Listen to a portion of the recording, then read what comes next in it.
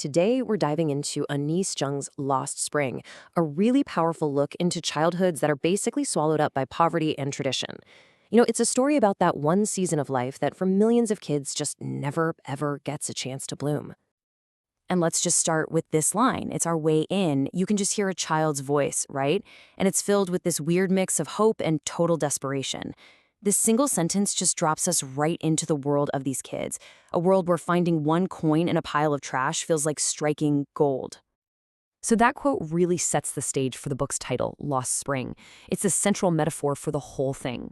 It's about way more than just being poor. It's about a whole season of life, your youth, being stolen before it even gets started.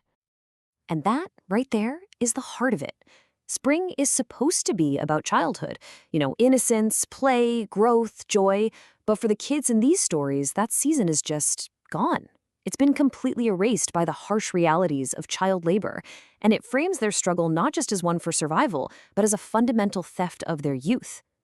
Okay, so let's get into our first story and meet a young boy named Saheb.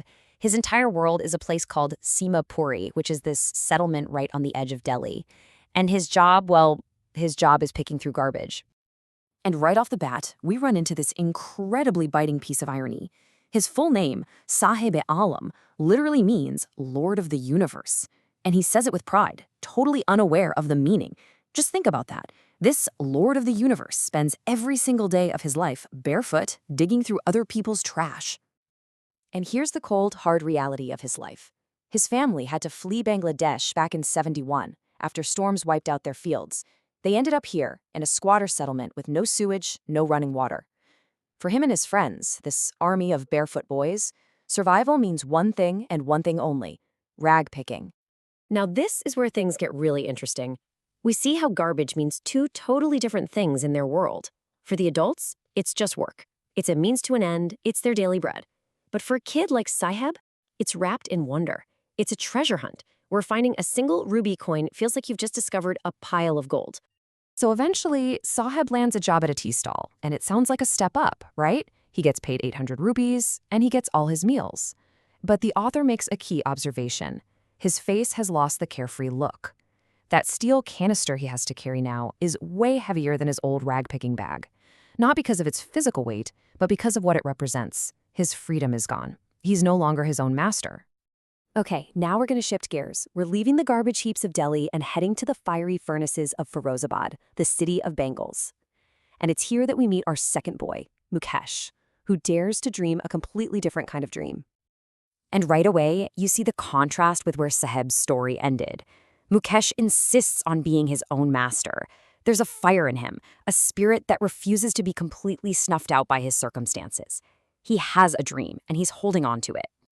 But look at his reality.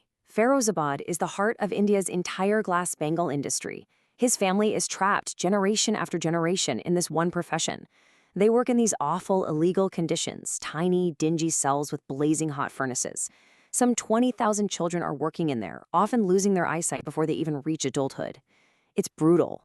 So why don't they just leave? Well, his grandmother's words capture it perfectly. She watched her own husband go blind from the dust of polishing bangles, and she just accepts it. To her, it's their karam, their destiny. It's a God-given line of work that can't be broken. And that belief is a powerful force that keeps them all trapped. So now that we've met Saheb and Mukesh, let's kind of zoom out and look at the bigger picture here, the larger forces that create this web of poverty and keep these kids and so many others completely imprisoned. And when you put their worlds side by side, you see these two very distinct kinds of traps. For Saheb, it's the daily fight for survival that ultimately costs him his freedom. For Mukesh, it's the crushing weight of tradition that threatens to take his eyesight. The paths are different, but they both lead to the same place, a stolen childhood. And here's another one of those deep, tragic paradoxes. For millions of women in India, these glass bangles are symbols of joy, of a happy marriage. But for the very families who create them, they symbolize the exact opposite: bonded labor, broken dreams, and a life of suffering, a beautiful object born from so much pain. This is captured just perfectly in this one line describing an elderly woman in Firozabad. She's wearing the bangles, the symbol of a happy marriage, but a lifetime of this mind-numbing work has completely extinguished any joy, any light from her eyes. It's a heartbreaking image. You see, it isn't just tradition holding them back. It's a whole system, a vicious circle that's just relentless. First, you're born into the caste. Then you're exploited by middlemen who take all the profit. If you dare to organize, you get beaten by the police and tangled up by bureaucrats. And eventually, this system just crushes your spirit, your ability to even imagine a different life. So you've got these two powerful forces working together to crush them.